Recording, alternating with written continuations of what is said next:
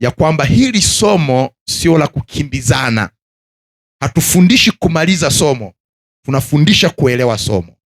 Sawa ndugu zanguni?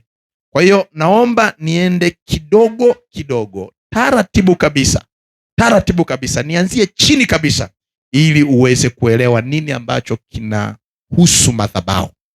Na tutakapolimaliza somo hili, utaona kuna vitu vingi sana ambavyo unatakiwa kuvifanya. Sasa leo nataka tuone madhabahu zilizojengwa na watu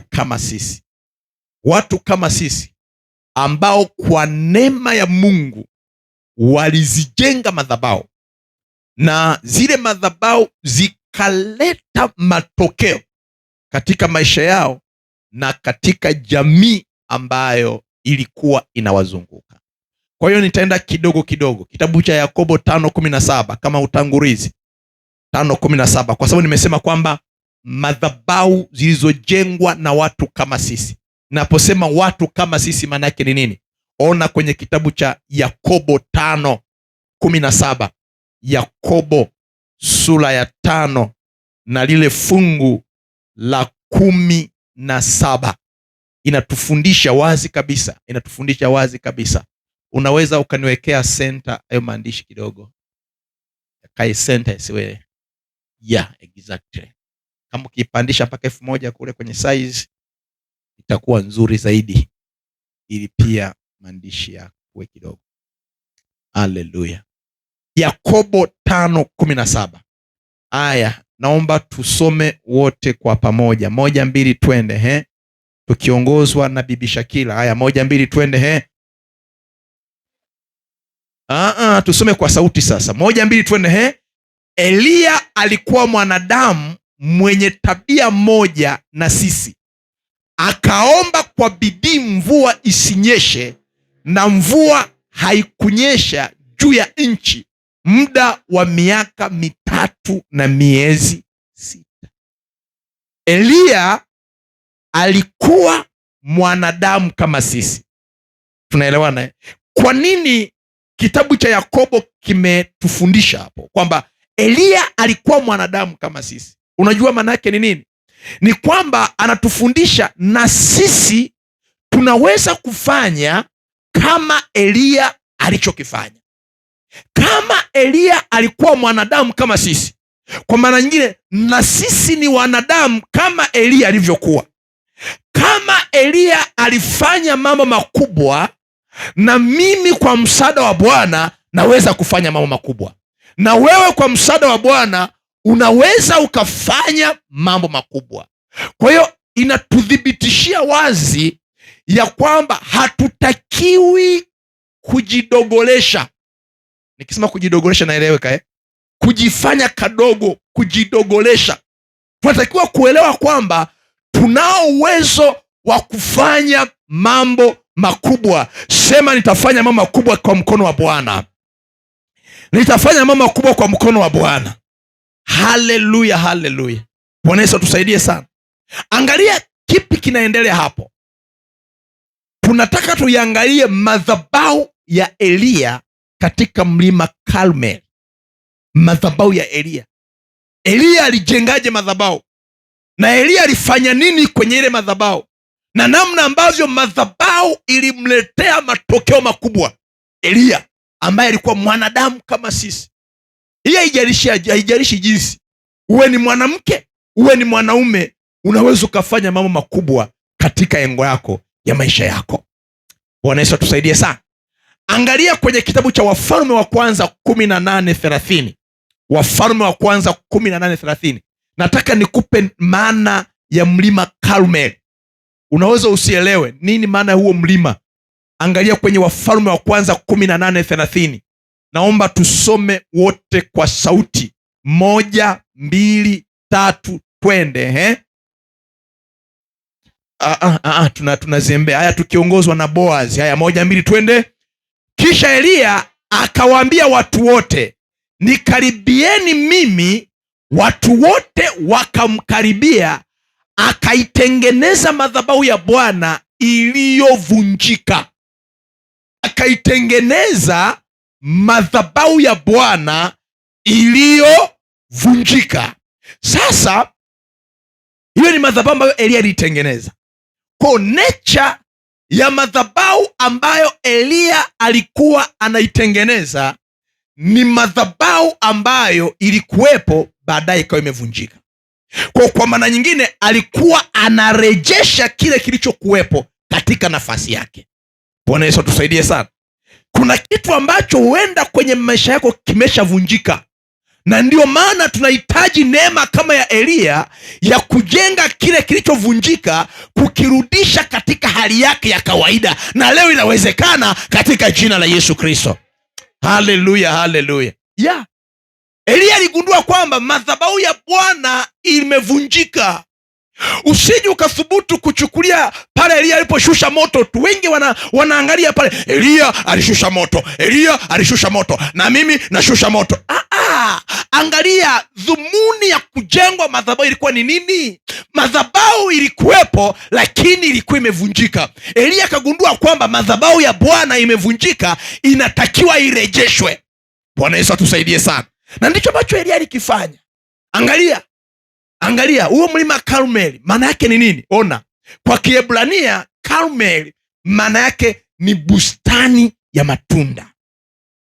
Kwa hapakuwa eneo la kawaida, ilikuwa ni bustani yenye matunda. Ndiyo maana ya mlima Karmeli, kwamba eneo ambalo lina matunda, bustani yenye matunda. Hii inatuthibitishia kwenye kitabu cha Isaya 35:2, Amos 1:2. Isaya 35:2 inatupa picha halisi ya mlima Karmeli. Asante Roho Mtakatifu, kwa sababu nitaka nipite niende, lakini akasema kuna wengine wajui nini maana ya Karmeli. Kwa hiyo nisikuache, nataka tuende wote. Nini maana ya mlima Karmeli? Mlima Karmeli ni bustani yenye matunda. Kwa unaposoma Karmeli ni Kiebrania, angalia maandiko yanasemaje. Isaya alitabiri hapa, sikieni enyi mbingu, tega sikio nchi, kwa maana Bwana amenena, nimewalisha watoto na kuwalea, nao wameniasi. Mtumishi wa Mungu, hujanipoteza kweli? Na ninachokisoma sikielewe. Isaya 35:2. Nimewalisha watoto tena hapa na kuwalea. Isaya 35 fungu la 2. Naomba tuseme wote kwa sauti 1, 2, twende. Na kufurahi, naam, kwa shangwe na kuimba, litapewa uzuri wa Lebanoni, utukufu wa Karmeli na Sharon watauona utukufu wa Bwana, ukuu wa Mungu wetu. Umeona? Kwa hiyo nataka nikuwekee hapo uweze kuelewa kwamba litapewa uzuri wa Lebanoni na utukufu wa Karmeli. Tunaelewana? Kwa hiyo lilikuwa ni eneo, sio eneo baya, lilikuwa ni eneo zuri sana, zuri mno. Na ndio maana eneo lile kulikuwa na madhabahu. Adui huwa anatafuta eneo zuri alipige ili uweze kuharibikiwa. Adui atafute eneo ambalo ni baya, hakuna. Adui anatafuta eneo ambalo ni zuri, hapo anapiga. Bwana Yesu atusaidie sana. Na ndio maana maandiko yanasema hivi, sio maandiko, Waswahili nafikiri wanasema hivi, mti wenye matunda ndio unaopigwa mawe. Kwa maana nyingine, ukiona Januari mpaka Disemba hujapigwa mawe, kuna maeneo huna matokeo. Si unaelewa? Ndiyo maana yake. Kwa maana nyingine, huo mti wako hauna matunda, wewe hauna matunda. Na mti usiozaa unapaliliwa. Si ndio hivyo wapendwa? Mti usiozaa unapaliliwa mno, unamwagiliwa maji ya kutosha. Si ndio hivyo wapendwa? Kumbe hapana, mmebadilika tena. Mtu usiozaa matunda unafanyeje? Unakatwa. Kwa maana nyingine, kama haupigwi mawe mama, kama haupigwi mawe baba, ujue ndani mwako hauna matunda. Mti wenye matunda ndio unaoshambuliwa. Na ndio maana ukiangalia ule mlima Karmeli, kwa sababu ulikuwa na utukufu, kwa sababu ulikuwa ni mlima wenye bustani ya matunda, unaona adui anaivunja ile madhabahu. Ashukuriwe Elia ambaye Mungu alitia roho ya kurejesha hiyo madhabahu iliyokuwa imevunjika katika jina la Yesu Kristo. Haleluya, haleluya. Angalia Amos 1:2, naye anazungumzia kwa habari ya huo mlima Karmeli. Anazungumzia wazi. Amos 1:2 anazungumza wazi kabisa kwa habari ya huo mlima. Anasemaje? Angalia Amos 1:2. Amos 1:2. Amos 1:2. Tunamngoja Amos kwa hamu. Haya, 1:2 twende. Bwana nimesema 1:2 twende, afu nyie mmebaki. Haya, 1:2 twende wote. 1:2 twende. Bwana akasema, Yuda atakwea, tazama nimeitia hiyo nchi mkononi mwake. Sasa ukiendelea kusoma utagundua kwamba eneo la Karmeli lilikuwa limewekwa kwa ajili ya nani? Kwa ajili ya kina Yuda. Sisi tunaelewana? Kuna eneo ambalo Bwana amekuwekea ili uweze kwenda, lakini nikwambie, huwezi kulichukua kirahisi. Lazima kuna mapambano ili uweze kuteka. Ufalme wa Mungu unatekwa na wenye nguvu. Haleluya. Kwa maana nyingine, kuna vitu huwezi kuvipata bila kuwa na nguvu ya kuvichukua. Unahitaji kujijenga kuwa na nguvu ili uweze kuviendea vile ambavyo unatakiwa kuvimiliki. Na leo pokea nguvu ya kuviendea katika jina la Yesu Kristo. Haleluya, haleluya. Mwambie mwenzako, unahitaji nguvu kuviendea vitu. Unahitaji nguvu kuviendea vitu. Kuna baadhi ya vitu aisee, huwezi kuvipata bila kuwa na nguvu. Haiwezekani. Lazima uwe na nguvu kwanza, halafu ndo unakuwa na uwezo wa kuviendea. Bwana Yesu atusaidie sana. Nafikiri maana ya mlima Karmeli unaweza kuwa umepata picha ulikuwa ni mlima wa namna gani, na ndio unaona ulikuwa unagombaniwa.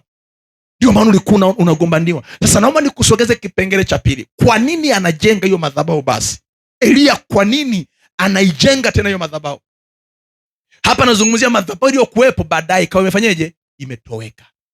Angalia kwenye maisha yako, ni vitu gani ambavyo vilikuwepo lakini ghafla havipatikani tena. Kuna namna unatakiwa kujenga madhabahu. Wanaweza tusaidie sana. Angalia, ngoja nitakufundisha. Kwa nini Elia anajenga hiyo madhabahu basi? Kwa nini anaijenga hiyo madhabahu? Twende taratibu. Kuna vipengele 4 ambavyo vinathibitisha namna ambavyo Elia aliijenga hiyo madhabahu, au sababu 4 zilizopelekea Elia kuijenga hiyo madhabahu. Sababu ya kwanza, andika vizuri kabisa, ni matengenezo ya ibada. Aliijenga hiyo madhabahu kwa sababu anatengeneza ibada. Ona kwenye kitabu cha Wafalme wa kwanza 18:30. Wafalme wa kwanza 18:30. Anatengeneza ibada. Wafalme wa kwanza 18:30. Kuna baadhi ya watu ambao ibada ndani ya moyo wao haipo tena. Unahitaji kutengeneza madhabahu ambayo itasababisha moyo wa ibada uendelee kuwepo ndani ya moyo wako. Angalia, twende wote. Haya, 1-2, simwachi mtu hapa. Haya, tunanyanyuka. Haya, 1-2, twende. Kisha Elia akawaambia watu wote, nikaribieni mimi. Watu wote wakamkaribia, akaitengeneza madhabahu ya Bwana iliyovunjika. Akaitengeneza. Kwa maana nyingine, aliwaambia njoni, wale jamaa wakaja. Ujue kwamba kulikuwa na ubishano, na wale manabii wa Baali walikuwa wameshafanya walilofanya, ila walikuwa wameshindwa. Sasa ilikuwa ni zamu ya Elia. Elia anasema nikaribieni mimi, njoni wote muone, muangalie nini ambacho nakifanya. Njoni wote muone nini ambacho nakifanya leo. Kwa hiyo ilikuwa ni kutengeneza mazingira ya ibada, ya kwamba njoni kwenye madhabahu kisha muone kipi kitatokea kwenye madhabahu. Alikuwa anawaalika kuja kwenye madhabahu. Bwana Yesu atusaidie sana. Nami asubuhi ya leo nakualika kuikaribia madhabahu katika jina la Yesu. Na ndio maana nasema njoni kwenye madhabahu muone. Ninaitengeneza madhabahu na kisha muone nini ambacho kitatokea kwenye hiyo madhabahu. Yawezekana mmeona madhabahu nyingi sana, yawezekana mmeona maeneo mengi sana, lakini leo hii nataka niweke madhabahu yenye matokeo ambayo hamjawahi kuona katika maisha yenu. Bwana Yesu atusaidie sana. Nami jioni asubuhi ya leo nawaambia ya kwamba iko madhabahu ya Bwana mahali hapa, na madhabahu ya Bwana ni kwa ajili yako wewe na kizazi chako katika jina la Yesu Kristo. Sema, Bwana Yesu, najiungamanisha na madhabahu yako, najiungamanisha na madhabahu yako. Sema kupitia hii madhabahu, nena kupitia hii madhabahu, inipe matokeo katika jina la Yesu Kristo. Amen. Rabo shandarabasika. Katika jina la Yesu. Iko madhabahu ya Bwana, na Mungu kuiweka madhabahu mahali hapa si kwa bahati mbaya, ipo kusudi. Na ndio maana wanaoikimbilia madhabahu lazima wapate kile kitu ambacho kiko ndani ya madhabahu, kwa sababu madhabahu haijawahi kunyamaza. Madhabahu ina tabia ya kunena, ina tabia ya kusema. Unapoiangukia unamuona Bwana katika jina la Yesu. Haleluya. Anasema njoni, Elia akamwambia njoni mnikaribie. Watu wote wakaja, watu wote wakamkimbilia. Haleluya, haleluya. Watu wote wakamkimbilia. Natamka katika jina la Yesu, watu wa Kisesa, watu wa Mwanza wakaikimbilia madhabahu ya Bwana, wakaikimbilia madhabahu ya Bwana. Na waita kwa jinsia zao zote, na waita kwa umri wao wote, wakaisogelee, wakaikimbilia madhabahu ya Bwana katika jina la Yesu Kristo. Haleluya, haleluya.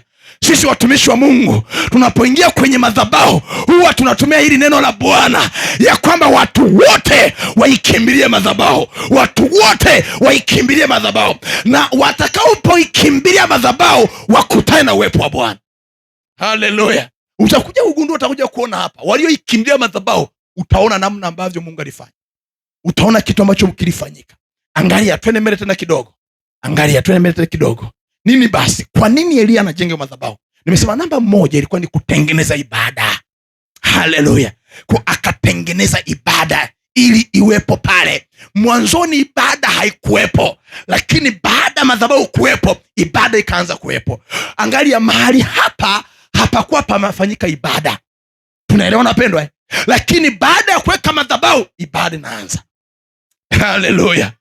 Haleluya. Mahali ulipojenga hapakuwa na ibada, lakini baada ya kujenga umekaribisha ibada. Anayekuja nyumbani mwako anakutana madhabahu ya Bwana, anakutana na neema ya Bwana. Ndio maana wakati mwingine anakuja na umwa, anatoka ni mzima. Kwa nini? Kuna neema ya Bwana inaambatana pamoja na wewe. Haleluya, haleluya. Angalia, tusogee mbele kidogo, simwachi mtu leo. Twende mbele kidogo. Nini basi? Kwa nini Elia anajenga madhabahu? Namba 2, kuleta umoja. Wafalme wa kwanza 18:31. Kuleta umoja, kuleta umoja ndani ya taifa. Madhabahu inatufanya tuwe wamoja. Tunaelewana wapendwa? Na ndio maana tunapokuja hapa kanisani kwenye madhabahu ya Bwana tunakuwa ni wamoja, tunakuwa ni wamoja. Lakini katika umoja usisahau kwenye msafara wa wale jamaa, kuna wale jamaa nao wanafanyeje? Wanakuwepo. Kwa ukiona haendi tunapoenda, unasema huyu ni yule jamaa, asinipunguzie mwendo, na songa mbele katika jina la Yesu. Haleluya. Si tunaelewa napendwa? Kwa ukishakuwa katika level fulani, unakuja ugundua kwamba haka ni kale ka jamaa, nimekagundua haka nipunguzii mwendo, na songa mbele kwa mkono wa Bwana. Haleluya. Angalia maandiko yanasemaje? Simwachi mtu. Mwambie mwenzako, mchungaji amesema hakuachi. Mwambie mchungaji amesema hakuachi. Haya, tusome wote. Mwambie karibu tusome wote. 1, 2, twende wote. Elia akatwaa mawe 12 kwa hesabu ya kabila za wana wa Yakobo, aliyejiliwa na neno la Bwana na kuambiwa, jina lako litakuwa Israeli. Elia akatwaa mawe mangapi? 12. Kila jiwe lilikuwa linawakilisha kabila moja. Bwana Yesu atusaidie sana. Kila jiwe lilikuwa linawakilisha kabila moja. Na ukumbuke kwamba yale mawe yalikuwepo, brother Michael, yalikuwepo yale mawe. sio kwamba alienda, yalikuwepo pale pale kwenye mlima Karmeli, lakini kila jiwe liliwakilisha kabila moja. Bwana Yesu atusaidie sana. Kwa akachukua yale mawe 12 kama ishara ya umoja, akaanza kuyapanga pale, anaitengeneza madhabahu ya Bwana. Bwana Yesu atusaidie sana. Na nima tunapokusanyika kwenye madhabahu ya Bwana, tunakusanyika kwa makabila yetu yote. Haleluya. Ndio maana saa hiyo nikija hapa mbele za Bwana huwa naita makabila yote yamwijie Yesu Kristo kwenye madhabahu. Nasema Bwana walete Wasukuma, Bwana walete Siwaha, Bwana walete watu fulani. Unaorodhesha, unawaita waeje kwenye madhabahu ya Bwana. Haleluya, haleluya. Na ndio maana unaona kwamba alifanya kuleta umoja. Akasema siwezi nikajenga madhabahu iliyobeba mwenyewe, najenga madhabahu kama taifa, najenga madhabahu ambayo itabeba taifa lote la Israeli. Bwana Yesu atusaidie sana. Tunapoijenga madhabahu ya mahali hapa kwa neema ya Bwana, hatujengi madhabahu hii kwa ajili ya kabila moja, hatujengi madhabahu hii kwa ajili ya watu wa Kisesa. Tunajenga madhabahu hii kwa ajili ya mataifa yote, na mataifa yote watakuja kumwabudu Bwana mahali hapa katika jina la Yesu Kristo. Maana imeandikwa, Elia alichukua mawe 12 kutokana na taifa lake lote. Nami Bwana, sema Bwana Yesu, mataifa yote, makabila yote ndani ya Tanzania yetu na yaita kwenye madhabahu, na yaita kwenye madhabahu katika jina la Yesu Kristo. Amen. Haleluya. Elia akatengeneza hicho kitu. Baada ya hapo, na kupeleka mbele kidogo, kwa nini alijenga? Angalia, kulita jina la Bwana. Mahali pale jina la Bwana lilikuwa haliitwi. Kwa Elia akasema nikisha maliza kujenga madhabahu, nitaliita jina la Bwana mahali hapa. Bwana Yesu atusaidie sana. Unaona, kwa hiyo unapojenga madhabahu, unaona moja kwa moja kuna namna fulani jina la Bwana litaanza kuitiwa mahali hapo. Angalia hata kwenye nyumba yako unayoishi, angalia hata kama umepanga eneo lako ambalo umepanga, angalia hata kwenye biashara, eneo la biashara yako, kuna namna fulani, kwa sababu wewe umeokoka, unaanza kuliita jina la Bwana kwenye eneo lako. Tunaelewana pendwa? Unaliita jina la Bwana kwenye biashara yako, unaliitia jina la Bwana. Elia alijenga madhabahu ili awe analiitia jina la Bwana mahali pale. Sio yeye tu, na watu wengine watakuwa wanaliitia jina la Bwana mahali pale. Haleluya. Angalia, twende mbele kidogo. Twende fungu la 32, 18:32. Anasema hivi, asimwachi mtu hapa. 1, 2, twende. Naye akaijenga madhabahu kwa mawe hayo katika jina la Bwana, akafanya mfereji kama wa vipimo viwili vya mbegu ukiizunguka madhabahu. Unaona pendwa, akafanya hivyo, akatumia yale mawe 12 akajenga ile madhabahu. Bwana Yesu tusaidie sana. Ndio sasa hiyo unajikuta kwamba unapojenga madhabahu unaiambukiza kwa kizazi chako, unaiambukiza kwa watoto wako, unaiambukiza kwenye jamii inayokuzunguka. Kwa nini? Kuna namna fulani wataanza kumwita Yesu kwa ajili yako, kwamba nilisikia mama fulani anaomba, nilisikia. Ndio maana wakati mwingine akipata shida anawaambia nipeleke kule mnakoombaga, anaitafuta madhabahu ilipo, na unampeleka, anapokea neema ya Kristo, anapokea rehema za Bwana, anapokea nguvu za Bwana. Kuna mama mmoja alikuwa ameharibikiwa simu. Sasa akawa ameenda mjini kutengeneza simu. Yule fundi alikuwa anatengeneza simu kwenye mazungumzo tu, wakawa wanazungumza. Sasa yule fundi alikuwa amefika mbali sana kwenye maisha, amekata tamaa, anawaza kujinyonga, anawaza kujiua. Yule mama akamhurumia, akasema hebu unaweza kuja kanisani, unaweza kuja kanisani, njoo kanisani ufanyiwe maombi. Akamkaribisha tu. Yule ndugu akaja kanisani. Nilikuwa naye kama maombi ya siku 3 hivi ofisini hapo. Kaja siku ya kwanza, kaja siku ya pili, akaja siku ya 3. Tunavunja maroho. Yaani wakati mwingine pikipiki yani inakuja inapiga break mbele yake. Anakoswa na ajali. Yaani sasa moyo umeshakimbia. alikuwa nawaza sasa arudi kwao, maana atakufa sasa. Lakini pia mawazo yakampeleka akajinyonge. Bwana Yesu atusaidie sana. Ashukuriwe huyo mama ambaye alizungumza naye habari njema. Si unaelewa wapendwa? Ashukuriwe huyo mama ambaye alienda akazungumza naye habari njema. Ona kilichokuja kutokea. Baada ya kuomba naye, anakuja anashuhudia, anasema, mchungaji, toka tulivyoanza ile maombi, zile ndoto tena, yale maluelue ya kutaka kujua, mara ajali, kukoswakoswa, sasa hivi nina furaha ambayo sijawahi kuiona kwenye maisha yangu. Tunaelewana wapendwa? Na akatoa na sadaka. Namshukuru Bwana, amenitendea mambo makubwa. Mimi ningekuwa labda nimeshajiua na kujiua. Adui anapandikiza mambo, adui anaweka mambo, lakini yule mama alivyomwambia habari njema, unaona kuna namna fulani alimuokoa yule kijana, alimweka sehemu nzuri sana, na unaona anasema ana amani, ana furaha, kwa sababu kuna mtu mmoja alizungumza naye.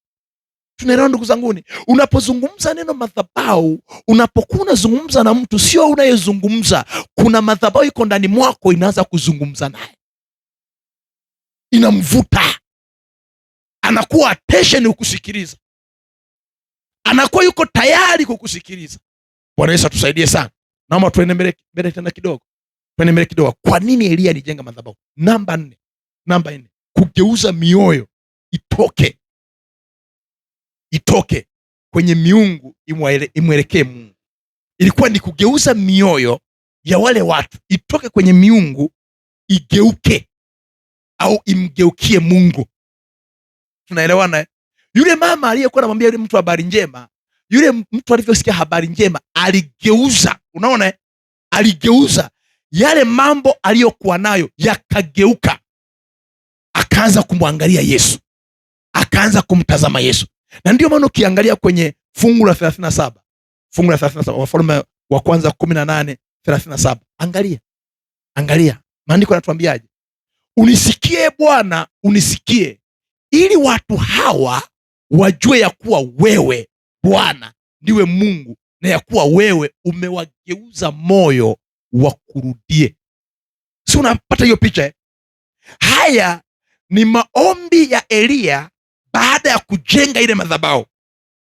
Alipoliita jina la Bwana, alimwita Bwana na kumwambia, Bwana unisikie. Anamwambia Bwana msikie akiwa kwenye madhabahu aliyoijenga, na anasema unisikie akiwa mbele za watu. Sasa anamwambia wamkusanyikie waje kwake. Kwa anasema, Mungu ninaomba unisikie. Bwana naomba unisikie. Ona kilichokuja kutokea. Naomba unisikie. Ndiwe Mungu, na ya kuwa wewe umewageuza moyo wakurudie. Umewageuza sasa hivi. Hakusema Mungu utawageuza mioyo. Umewageuza sasa hivi. Umewageuza mioyo ili wakurudie. Alikuwa na uhakika na kile alichokuwa nakiomba. Tunaelewana wapendwa? Ngoja nikufundishe kitu hapa. Kuna tofauti kati ya kusema kwamba Mungu naomba unibariki, Mungu utanibariki, Mungu utanibariki, Mungu utaniwezesha, Mungu utanilinda, na mwingine anasema Mungu unanilinda, Mungu unanibariki, Mungu unaniwezesha. Ni vitu viwili. Naelewa napenda. Huyu anasema Mungu unanilinda, ina maana kwamba ameshapata kama Mungu ananilinda sasa hivi. Mungu ananibariki, kama Mungu ananibariki sasa hivi. Siku moja kwa Mungu ni miaka mingapi? Siku moja ni miaka mingapi kwa Mungu? Unasema miaka 1000 siku moja, sio hivyo? Kwa hiyo ukisema Mungu utanibariki kesho utanibariki. Maisha mdogo amenielewa. Mungu utanibariki kesho ni miaka mingapi?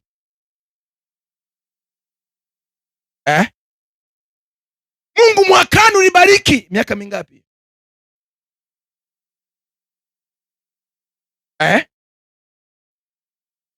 Miaka mingapi hiyo? Mwambie mwenzako, koma kuwa unaomba maombi ya namna hiyo. Una miaka michache hapa duniani. Sema Mungu sasa hivi Tunaelewana? Mungu nibariki, Mungu bariki watu wako sasa hivi, Mungu tenda. Tunaelewana wapendwa? Ukimwambia Mungu mwakani, piga hiyo miaka, utajua kwamba au ukimwambia Mungu kesho kutwa, piga hiyo miaka 200, si utakuwa uko wapi sasa? Bwana Yesu tusaidie. Nilikuwa nimeichomekea tu hiyo, mwambie mchungaji nimeichomekea tu hiyo, sawa, haiko kwenye somo langu. Sasa angalia, akasema Mungu ndiwe Mungu na ya kuwa wewe umewageuza moyo wakurudie wewe. Kwa hiyo unaona kwamba alikuwa anageuza mioyo itoke kwenye miungu imwelekee Mungu wa mbinguni. Wanatusaidie sana. Na unajua alikuwa wanaabudu miungu gani? Hawa jamaa walikuwa wanaabudu miungu moja inaitwa miungu ya Baali. Walikuwa wanaabudu miungu ya Baali. Na nikisema miungu ya Baali, kuna miungu miwili mikuu ambayo ilikuwa inaabudiwa mno. Kulikuwa na miungu ya Baali, alafu kulikuwa na Maashera. Miungu ya Baali, hii miungu ilikuwa ni miungu ya kiume. Na miungu ya Maashera ilikuwa ni miungu ya kike. Naelewana ndugu zangu ni? Kwa hiyo kulikuwa na miungu ya Baali ambayo ilikuwa ni miungu ya kiume, alafu Maashera ilikuwa ni miungu ya kike. Na hii miungu walikuwa wanafanya mambo ya ajabu sana. Kwanza waliamini ya kwamba hii miungu Baali inatoa mvua na inatoa mazao. Ndicho walichokiamini. Na walifanya mambo mabaya mno.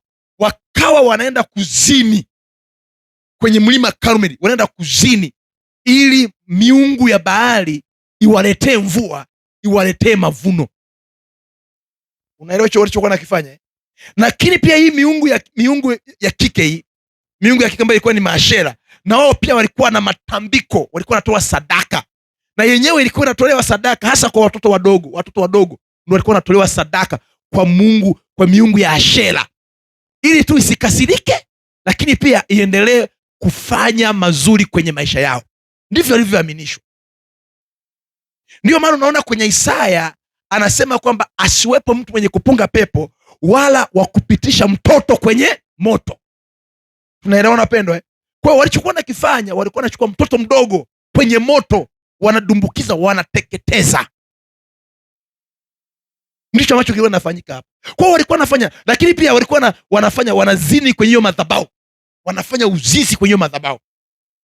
Ili miungu wakiamini kwamba miungu itafanya mvua inyeshe, lakini pia na mazao ya kubali. Ndicho ambacho walikuwa nakifanya. Kwa unapoona Eliya anakasirika, anaitisha wito wa kuja kwenye madhabahu, hakuwa anapambana na kitu kidogo, alikuwa anapambana na miungu.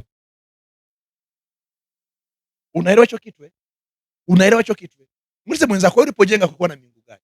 Wewe ulipojenga kulikuwa na miungu gani? Kulikuwa na miungu gani? Tunaelewana wapendwa? Kwa sababu kuna hatari sana kama kulikuwa na miungu inaabudiwa mahali pale, halafu na wewe umeenda kujenga mahali pale, kama hiyo madhabahu utaibomoa, mambo yako hayatakuendea, yataenda mlama. Unakumbuka Gideon aliambiwaje? Aliambia Gideon, ndugu yangu, huwezi kutoboa hapa, lazima ukavunje kwanza madhabahu za baba yako. Nenda ukavunje madhabahu kwanza. Ukishavunja madhabahu kwanza, tayari kuna namna utachomoka. Angalia Ibrahimu aliambiwaje? Toka kwenye nyumba ya baba yako. Kwa kuna baadhi ya miungu ambayo inatenda kazi katika eneo fulani. Ulishawahi kuona mtaa unaitwa mtaa wa Uzunguni au mtaa wa Majengo? Tafsiri yake ni nini? Kuna majengo ya maana, si ndio hivyo? Ni Uzunguni kweli, si ndio hivyo? Pale uweze kuona watoto wanazagazaga, wanachezea nje. Kila mtoto yuko getini. Ikifika jioni utasikia ni kurr. Yaani mageti yanafunguliwa, yanafungwa, yanafunguliwa, yanafungwa. Na maeneo hayo umeme ukatiki ovyo ovyo, wala maji hayakatiki ovyo ovyo. Ulishawahi kusikia mtaa wa Uswahilini? Miungu ya Uswahili, ulishawahi kusikia mtaa wa Uswahilini? Yaani kuanzia mtoto mdogo ni Mswahili mpaka basi anaweza kutapeli. Mdogo anaweza kutapeli, mdogo tu anaweza kutapeli. Ukabaki ukachanganyikiwa mwenyewe. Kuna baadhi ya mtaa unakuta mtaa huo, ndugu yangu, hakuna wanaofanya maendeleo. Nyumba zote, hakuna nyumba mpya, nyumba zote zimechoka. Hakuna jiuliza, hao watu wenyewe, ina maana kwamba miaka nenda rudi hawapatagi hata ya kujenga. Nakwambia hivi, yani ukuta mpaka unataka kudondoka, lakini wamo, wamo. Na wewe ukienda kukanunua eneo hilo, kama utavunja hiyo madhabahu, na utajikuta huko vile vile. Okay, nitokee upande wa pili. Ulishawahi kwenda sehemu fulani ukasema, yani nikifika hapa nitafanya mabadiliko, au ni ofisi tu nikifika hapa au kwenye biashara, unaamka wiki ya kwanza mapema, wiki ya pili mapema, unakuta miungu inakwambia tu wewe, mbona wewe kuamka mapema? Wenzako wanakujaga saa 4, wewe unakuja saa 12. Unafanya nini hapa wewe? Kweli wewe tunakujaga saa 4 kufungua biashara. Na wewe ulikuwa unajitahidi kufungua biashara saa 1 asubuhi, saa 2. Unaona baada ya mwaka moja, baada ya muda kadhaa, unaanza kurudia unaenda kwenye miungu yao, unaanza kufungua duka sana. Unafanana nao. Wanachokifanya wao, wanataka mfanane. Kwa ukijitofautisha, watafanya juu chini ili mfanane nao. Sema katika jina la Yesu, sitafanana nao kwa jina la Yesu. Sitafanana nao katika jina la Yesu. Sitafanana nao katika jina la Yesu. Najitenga nao, najitenga nao, najitenga nao kwa jina la Yesu Kristo, Bwana wa majeshi. Haleluya. Hauwezi ukafanya mabadiliko kama utaendana nao. Lazima upishane nao, ndipo ufanye mambo ambayo unatakiwa kuyafanya. Hujanielewa bado? Nenda kwenye staff fulani tu, staff fulani. Ukienda kwenye staff, asilimia kubwa utakuta maisha wanafanana, wanaambizana, wanafanana, maisha yao utakuta wanafanana,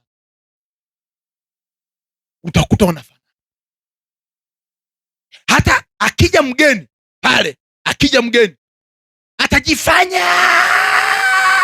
baada ya mtu unaona afanyeje, anakopi, anafanana nao.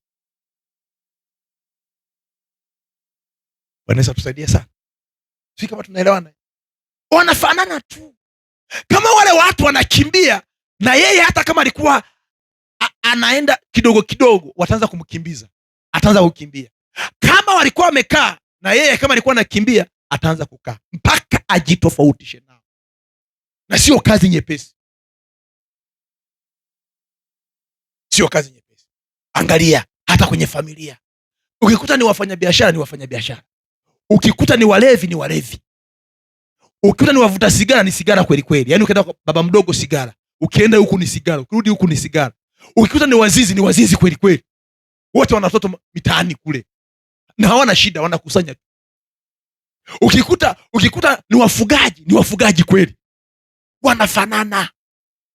Na mle utajikuta kwamba labda mmoja tu au wawili watajitofautisha, na utakuta wamestruggle kujitofautisha. Angalia, madhabahu ndiyo itakayokutofautisha. Madhabahu ndiyo itakayokutofautisha.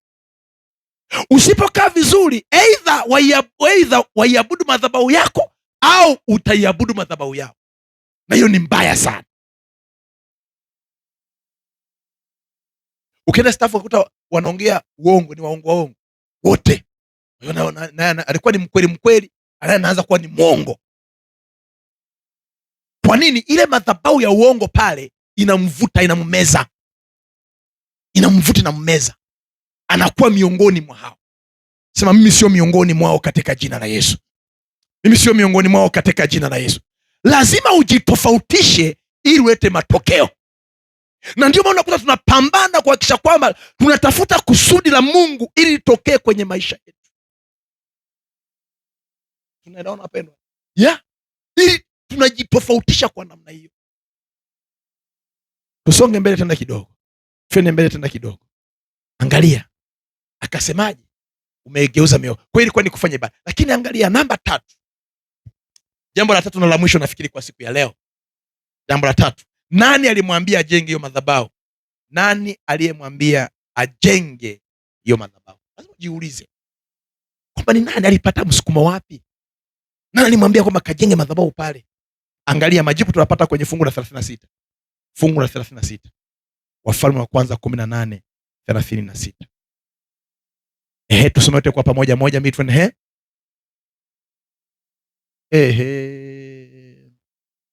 Mbona kama vile tunachanganya mafaili?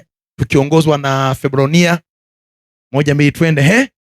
Ikawa wakati wa kutoa dhabihu ya jioni, Eliya nabii akakaribia, akasema, Bwana Mungu wa Ibrahimu na wa Isaka na wa Israeli, na ijulikane leo ya kuwa wewe ndiwe Mungu katika Israeli, na ya kuwa mimi ni mtumishi wako, na ya kuwa nimefanya mambo haya yote kwa neno. Umegundua hicho kitu? Nani aliyemwambia ajenge hiyo madhabahu? Neno la Bwana. Neno la Bwana. Kama huna neno huwezi kujenga madhabahu. Kama huna neno, angalia maandiko yanasemaje? Ikawa wakati wa kutoa dhabihu ya jioni, Eliya nabii akakaribia, akasema, Bwana Mungu wa Ibrahimu na wa Isaka na wa Israeli, na ijulikane leo ya kuwa wewe ndiwe Mungu katika Israeli, na ya kuwa mimi ni mtumishi wako. Angalia pointi ya mwisho hapo. Na ya kuwa nimefanya mambo haya yote kwa neno lako. Sio kwa neno langu, kwa neno lako. Nimesimamisha hii madhabahu kwa neno lako, si kwa utashi wangu, kwa neno lako. Utakapojenga madhabahu kwa utashi wako, hiyo itakuwa ni madhabahu yako, sio madhabahu ya Mungu. Tunajenga madhabahu kwa neno la Bwana. Haleluya. Fanya mbele tena kidogo. Matokeo 5 yaliyotokea baada ya kujenga madhabahu. Alipomaliza kujenga madhabahu, kuna matokeo yalitokea. Kuna matokeo yalitokea. Alipomaliza kujenga madhabahu, kuna matokeo yalitokea. Wafalme wa kwanza 18:38. Moto wa Mungu ulishuka. Kwa maana nyingine, pale palikuwepo na uwepo wa Mungu. Kwa tokeo la kwanza la madhabahu, kujua kama madhabahu hii ni hai au ni madhabahu ya Mungu, lazima kuwe na moto, kuwe na uwepo wa Mungu. Amina. Kuwe na nini? Na uwepo wa Mungu. Kila madhabahu lazima kuwe na uwepo wa Mungu. Kama uwepo wa Mungu haupo, hiyo madhabahu sio ya Mungu. Hiyo madhabahu sio ya Mungu. Madhabahu ya Mungu inaambatana na uwepo wa Mungu. Inaambatana na uwepo wa Mungu. Inaambatana nguvu za Mungu. Ya kwamba wakikimbia hiyo madhabahu wanakutana na Mungu. Wakikimbia madhabahu wanakutana na uwepo wa Mungu. Yaani kuwa na tofauti, akiombea nyumbani, akiombea kwenye madhabahu, kuwa na utofauti. Ukishaona unaenda kwenye madhabahu, ukiomba kwenye hiyo madhabahu na ukiwa nyumbani tofauti, kuna tatizo hapo. Kuna tatizo hapo. Angalia maandiko yanasemaje? Ndipo moto wa Bwana ukashuka, ukaiteketeza sadaka ya kuteketezwa na kuni na mawe na mavumbi, ukayalamba yale maji yaliyokuwamo katika mfereji. Unaona hiyo kitu? Kazi ya madhabahu inapokuwepo inateketeza kila kitu ambacho hakifai. Kila kitu ambacho hakifai inateketeza. Hiyo kazi ya madhabahu. Hiyo kazi ya madhabahu. Ukiona kuna mambo yanaendelea kwenye moyo wako, ujue hujajiungamanisha na madhabahu. Lakini aliyejiunganisha na madhabahu, unaona kuna vitu vinaondoka, kuna vitu vinateketezwa, kuna vitu ambavyo haviwezi vikakaa ndani yako. Kwa nini? Kuna madhabahu, kuna moto. Adui akija kwako anakutana na moto, anakutana na nguvu za Bwana, anakutana na uwepo wa Bwana. Naomba nikuulize swali. Kati ya ngozi na mafuta uliyopaka, kipi kinatangulia? Yaani nikitaka kukushika wewe, nashika mafuta au nashika ngozi? Kipi kinatangulia hapo? Wengine ngozi, wengine mafuta. Unasema mafuta, tunyoshe mkono. Wanaosema ngozi, tunyoshe mkono. Wanaosema mimi sijui kabisa mchungaji, tunyoshe mkono. Hapo kuna wengine ambao yani sehemu zote hawamo kabisa. ametulia. Jamani, unapogusa kama mtu amepaka mafuta, cha kwanza utakutana mafuta, si ndio hivyo? Na mafuta ile utaondoka nayo. Tunaelewana wapendwa? Maana yake ni nini? Mtu anapokunyoshea kidole akakushika, anakutana mafuta ya Mungu kabla ya wewe mwenyewe. Si tunaelewana wapendwa? Na kwa bahati mbaya ataondoka na upako, na huo ndio unaoenda kumtesa. Si nimeeleweka? Yaani adui anapokuja kwako, samani, anapokuja kwako, amina. Unajua si wanaume tunaweza hata usipake mafuta nikitaka kumshika wapi? Nikitaka kumshika huyu ndugu achana kwenye ngozi yake, kama mafuta yapo, nitashika mafuta kabla ya nini? Ya ngozi. Si tunaelewana? Na nikiondoka, nitaondoka na hayo mafuta. Sasa itategemeana nimemshika kwa nia gani. Kama nimemshika kwa nia ovu, maana yake ni nini? Hayo mafuta yataenda kunitesa. Kama nimemshika kwa nia nzuri, kwa kutaka baraka, kwa maana nyingine nitaondoka na hizo. Mnanielewa hapo wapendwa? Mnanielewa hapo wapendwa? Usije ukathubutu kumnyoshea kidole au kumshika mpako mafuta wa Bwana. Narudia tena, usije ukathubutu kwenye maisha yako yote kumnyoshea au kumshika kidole mpako mafuta wa Bwana. Utashika mafuta ya Bwana kabla hujamshika yeye, na hiyo vita haitakuwa ya kibinadamu, itakuwa ni vita ya kwako na Mungu mwenyewe aliyempaka mafuta. Nimeeleweka wapendwa? Nimeeleweka wapendwa? Wewe uliko hapo ni mpakwa mafuta wa Bwana. Ndiyo maana katika utumishi wangu wote sijawahi kumnyoshea kidole mtu. Ushawahi kuona mimi hata namfokea mtu? Nitamheshimu mtu yeyote yule. Kwa nini? Ni mpakwa mafuta wa Bwana. Nitamheshimu kwa gharama yote ile, nitamheshimu kwa namna yote ile, nitamheshimu. Ni afadhali ni nyamanze kuliko. Sio kama mnanielewa? Wewe kazana kukaa kikao, kwambie mama fulani yaani mchungaji yaani mwenyekiti wa mama kwa bahati mbaya au nzuri, kwenye hiyo kikao sipo, ila Roho wa Mungu yupo. Naelewana wapendwa? Yupo. Kitakachokuja kuwapata, mwambie mchungaji anaongea kwa upole sana, kwa sababu anakuhurumia.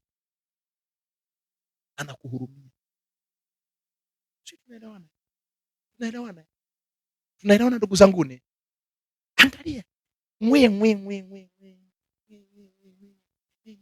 nikwambie kalikwenda kakarudi, Jumapili, Jumatano, Ijumaa, Alhamisi, mnarudia mwaka na nini. Ngoja nikwambie, hiyo ni bahati mbaya kwako.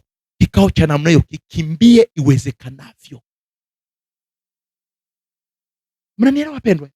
Kikimbie kwa kadri inavyowezekana, kwa sababu haujui mahusiano ya Mungu na huyo mtu yakoje. Haujui mahusiano ya Mungu yakoje. Unakumbuka Kora na wenzake? Unakumbuka Kora na wenzake waliinuka kinyume na Musa, wakaanza kuwarubuni watu. Musa alimwambiaje Mungu? Alimwambia Mungu, samahani, watu wameniumiza mno. Usije ukaruhusu mtumishi wa Mungu akanyanyua kinywa chake kukuombea baya mbaya sana. Alisemaje Musa? Alisema hivi, Mungu samahani, hawa watu kama ni kifo, wafe kifo ambacho hakijawahi kutokea. Mnakumbuka kifo kilichokuja kutokea? Eti Maiko walikufaje? Yaani wale wote ambao walihudhuria hicho kikao na rekodi ilichukuliwa, attendance ilichukuliwa, fulani alikuwepo, fulani alikuwepo, fulani alikuwepo, na fulani na fulani, wale wote zaidi ya 200. Yaani ulipokuwa, kama ulikuwa unatembea, ardhi ilikuwa inafunguka, unazama, inarudi katika hali yake ya kawaida tu, na shughuli zingine zinaendelea. Kama ulikuwa unapika huko jikoni, chwaka pilau pale pale, ardhi inafunguka, unadumbukia, pilau inabaki, wanabaki wanakula. Ndicho kifo ambacho kilitokea. Yaani ardhi ilikuwa inafunguka, wanaja inafunguka hivyo. Popote pale walipokuwa, ilikuwa inafanya hivyo. Mbaya sana. Unakumbuka Miriam na Haruni? Miriam pamoja na kaka yake wakamsema kinyume mtumishi wa Mungu kwamba unajua ameoa nani? Mkushi. Unajua kwa nini Mkushi? Mkushi alikuwa ni Mwafrika. Kwa hiyo wanamwambia, Bwana Musa, haiwezekani, wewe utawaje Mwafrika? Utawaje Mkushi? Ushawahi kuona mtu anasema wewe bwana utawaje mweusi? Mweusi, black. Black habit. Black mamba. Wewe kaka, ulikuwa wapi wewe? Tunaona ndugu zanguni, angalia kilichokuja kutokea kwa tendo lile kumsema mtumishi wa Mungu Miriam. Saa hiyo ukoma ni mbaya sana, mbaya sana. Na ndiyo maana tunapomjengea Mungu madhabahu, ona moto wa Mungu unashuka, kunakuwa na uwepo wa Mungu kwenye madhabahu. Unayepoisema madhabahu au unapomsema aliyebeba madhabahu, ujue pale pana uwepo wa Mungu. Uwepo wa Mungu uko pale.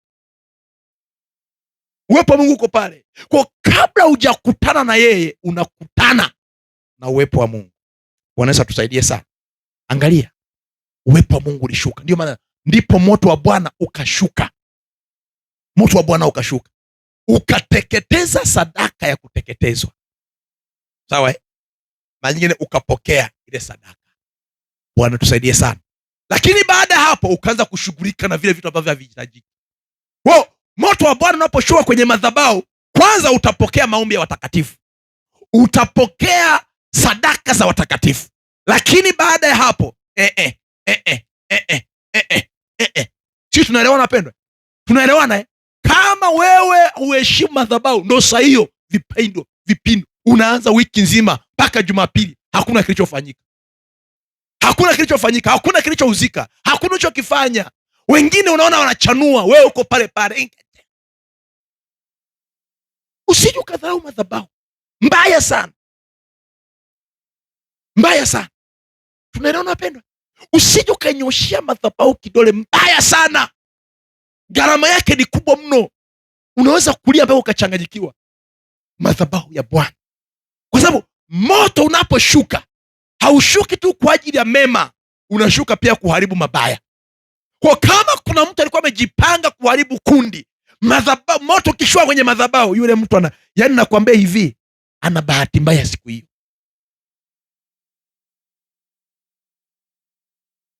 Wanaweza tusaidie sana. Nikusogeze mbele tena kidogo. Hapo sana tunaanza kuingia madhabahu yenyewe vizuri vizuri. Unaona mpaka amezi imeanza kupungua kidogo Ndo zinakuja hapo sasa. Angalia, tuende mbele kidogo. Angalia. Namba 2, matokeo ya madhabahu. Matokeo yaliyotokea baada ya kujenga madhabahu. Matokeo yaliyotokea. Namba 2, angalia. Watu kutubu na kumtambua Mungu. Wafalme wa kwanza 18:21. Watu kutubu na kumtambua Mungu. Watu walitubu saa hiyo. Moto umeshuka, watu walitubu. Toba. Ndio saa hii hata nikiwa nazungumza hivi, kama kuna mtu alikuwa na maneno nini, unasikia ndani ya moyo wake kunaanza kuwaka moto. Mungu naomba nisamehe, kama nilikosea naomba nisamehe. Toba inaingia ndani ya moyo wa mtu. Madhabahu Moto unaposhuka kwenye madhabahu, ona. Na watu wote walipoona, walipofanyeje? Walipoona moto, walipoona nguvu za Bwana. Hivyo huwa huoni moto hapa? Unaweza tusaidie sana. Huwa huoni moto, huwa huoni nguvu za Bwana hapa? Walipoona moto, angalia, wakaanguka kifudifudi, wakasema Bwana ndiye Mungu, Bwana ndiye Mungu. Wakaanza kusujudu walipoona nguvu za Bwana zimeshuka, moto wa Bwana umeshuka, wakaangua kifudifudi, wakasema Bwana ndiye Bwana, Bwana ndiye Mungu, Bwana ndiye Mungu, Bwana ndiye Mungu. Moto uliposhuka, wamenyenyekea, wakaanguka, wakasujudu mbele za Bwana. Unaweza tusaidie sana? Nenda 39:21, 18, 39. Rudi 21. Naye Eliya akawakaribia watu wote, akanena, mtasitasita katikati ya mawazo mawili hata lini? Bwana akiwa ndiye Mungu, mfuateni; bali ikiwa Baali ni mungu, haya, mfuateni yeye. Wale watu hawakumjibu neno. Kila mtu alikuwa na cha kwake. Kila mtu alikuwa na cha kwake. Unakumbuka habari za Yesu? Yesu aliletewa kesi moja ya mwanamke aliyefumaniwa. Tunakumbuka hiyo habari? Mwanamke aliyefumaniwa. Angalia, niangalizie mwanamke aliyefumaniwa. Angalia, alipokuja pale, yule mwanamke aliyefumaniwa alipoletwa pale mbele na wale wazee, wanasema Torati ya Musa inasema hivi, ni kwamba huyu mtu lazima auawe kwa mawe, lazima apigwe mpaka afe. Oh Jesus, lazima apigwe mpaka afe. Wakamwambia Yesu, wewe unasemaje? Ona kilichokuja kutokea. Angalia kilichokuja kutokea. Yesu akasemaje? Akasema sasa, kwanza akaanza kuandika chini, akasema hivi, kama unajua wewe una dhambi yoyote ile, hujatenda dhambi, na uwe wa kwanza kumpiga nini? Swali, unaposikia kuna mtu ametenda dhambi, unapiga mawe au upigi mawe? Na moyoni unasema tu, yani kwa kweli wanamwambia kabisa, nampiga kabisa mawe. Je, wewe upande wa pili hujatenda dhambi? Tunaelewana wapendwa? Unipata hilo andiko? Niwekee hapo hivi. Angalia Yohana 8:1. Walikwenda kila mtu nyumbani kwake, naye Yesu akaenda mpaka mlima wa Mizeituni. Twende fungu la pili. Andiko nasema hivi, fungu la pili. Umetupeka 1:11, okay? Akamwambia, hakuna Bwana. Yesu akamwambia, wala mimi sikuhukumu, enenda zako wala usitende dhambi. Sasa ukirudi kule nyuma, kuna hiyo habari nzuri. Yesu alipoinama akaanza kuandika, alikuwa anaandika ndani ya mioyo ya watu. Wewe jana uliiba, wewe jana ulitukana mtu, wewe jana ulipigana. Sasa tunaelewana? Ile ndani ya mioyo, kila mtu akaanza kujihisi ya kwamba ametenda nini? Ametenda dhambi. Waandishi na Mafarisayo wakamletea mwanamke aliyefumaniwa katika uzinzi, wakamweka katikati. Huyu lazima apigwe kwa mawe, lazima apigwe kwa mawe. Angalia kilichokuja kutokea ni nini, ndugu zangu. Nataka nikufundishe hapa. Yesu alipoinama, kila mmoja alianza kugundua dhambi zake.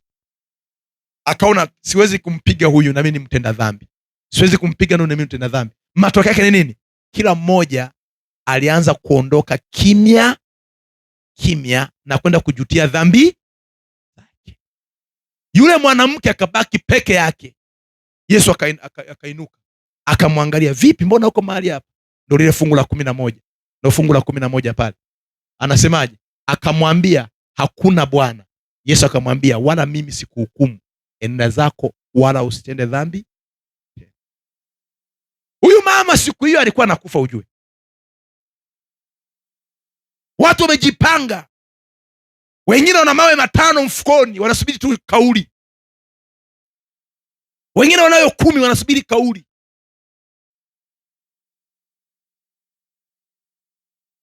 Siku moja wakati nikiwa ni mzee wa kanisa fulani, kati ya makanisa ambayo nimetoka sasa mawili, mimi nimekuwa tu makanisa mawili.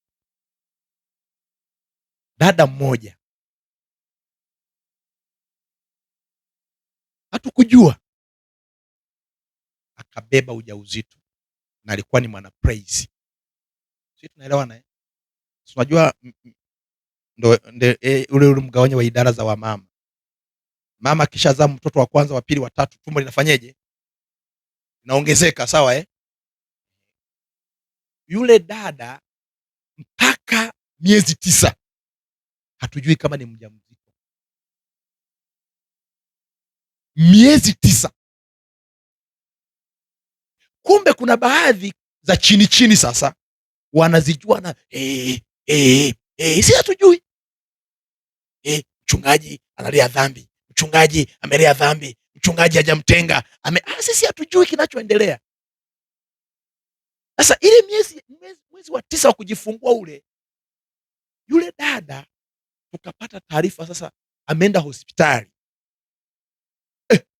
Ni hatari sasa. Ilikuwa ni siku ya Jumapili. Tumemaliza ibada, mchungaji akamwambia bwana, yule kuna taarifa hizi nimezisikia.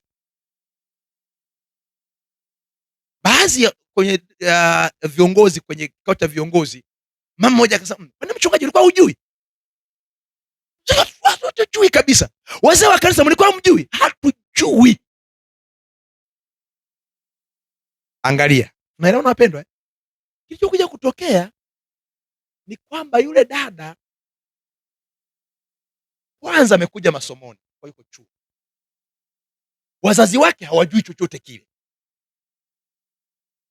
Na yeye ndio yuko katika hali hiyo.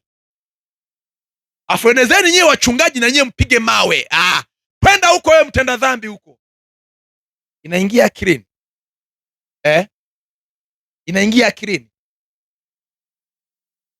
Mchungaji akasema sasa twende, na mimi nilikuwa miongoni mwa watu tulienda hospitali. Tukaenda hospitali pale, tukakuta kwa atakiwa kufanyiwa operation. Na itakiwa hela. Ikatoka na kwenye mfuko wa kanisa 1 milioni 1. Hospitali private 1. Akafanyiwa operation. Na mtoto akatoka vizuri.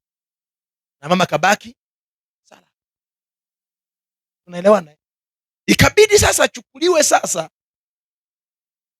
akae kwa mtu ambaye anaweza kumkea ili asije kumzuru mtoto na asije kujidhuru. Wanaweza tusaidie sana. Na mwisho wa siku yule dada akasema hata nyumbani hawajui, nitawaambiaje? Ikabidi na mchungaji achukue hatua ya kwenda kuzungumza na wazazi. Lakini huko kanisani kuna fukutu, tenge. Sisi tunaelewana? Tunaelewana wapendwa? Ndio sasa unaona Yesu anasemaje? Kama wewe hutendi dhambi, wewe wa kwanza piga mawe. Wewe wa kwanza. Kuna wakati mwingine yule dada alihitaji faraja kuliko hukumu. Laiti kama kanisa lingemwacha, huenda yule dada tungempoteza na mtoto tungempoteza.